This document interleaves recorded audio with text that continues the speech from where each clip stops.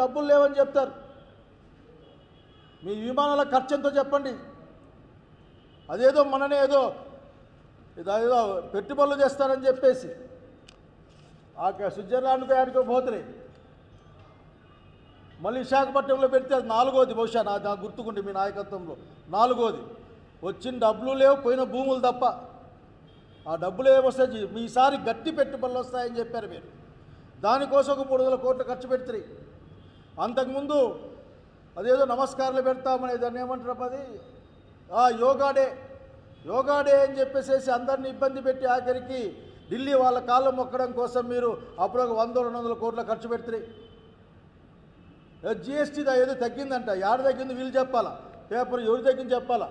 వినియోగదారునికి ఏ జిఎస్టీ తగ్గలే ఇంతవరకు.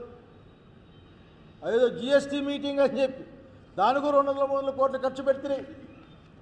జన్మదినాలకి, ఆ తర్వాత పండగలకి, పబ్బాలకి కొన్ని 100 కోట్లు ఖర్చు పెడుతున్నాయి.